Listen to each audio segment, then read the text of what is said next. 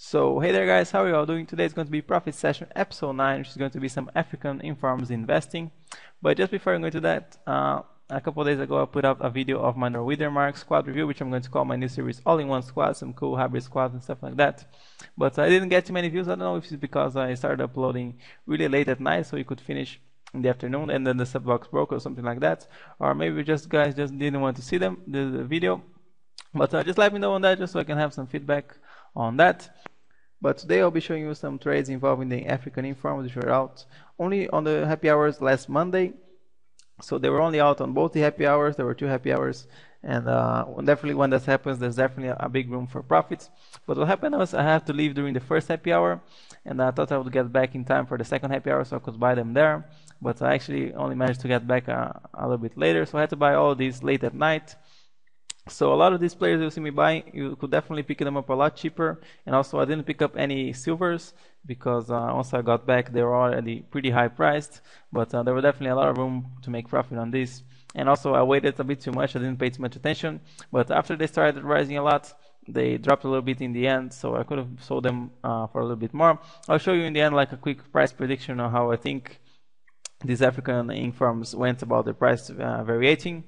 But let's begin here. By the way, I think that's logo that I found there. It's pretty cool. I don't know if you can read it, but it says let's meet Africa and do business. So I thought that was very fitting. Well, the first one here is Asamoah, bought for 18,750, and we saw him on for 35,500. And like I said, I bought this on Monday, and I sold them last Friday. So basically, Monday, Tuesday, Wednesday, blah blah blah. 5 days I waited, pretty much. 4 days because I bought them late tonight. So waiting 4 days for these cards to increase in value, and you'll see some pretty good profits, 15k profits on this one. Then we have Drogba. This is going to be the highest profit. Bought him for 484, sold him for 545. That's 33k profits.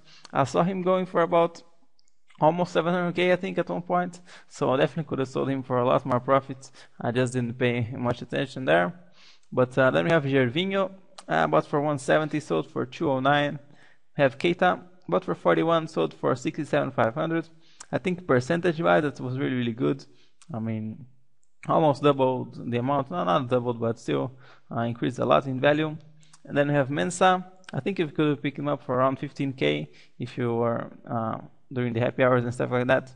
But bought for 23, sold for 28,750.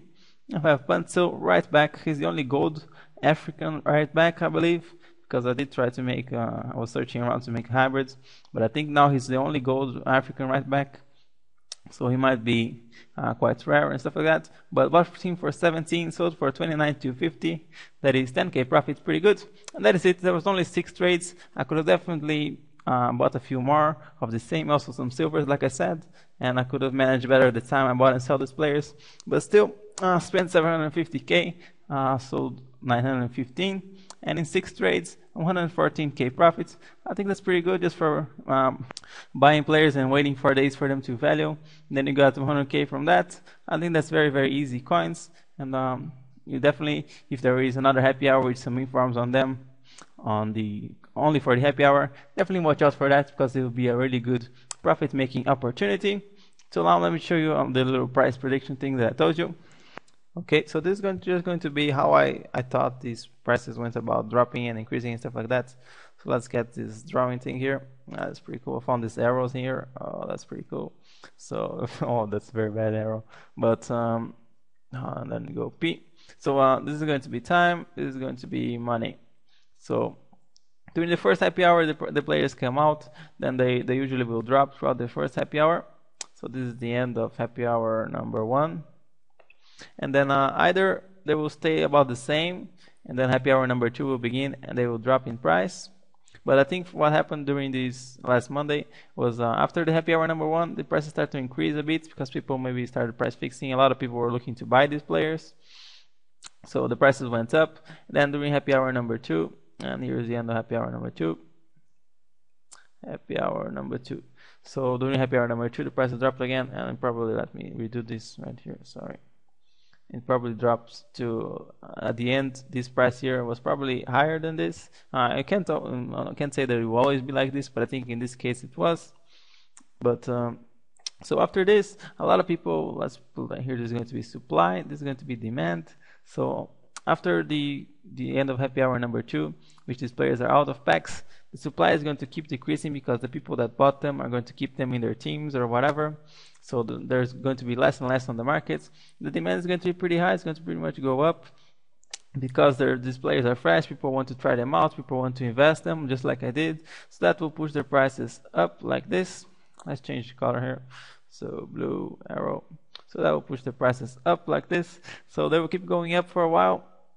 And this is when I didn't pay attention, because after a while they started going down again. And this, I think this happened because, let's change here to Japan.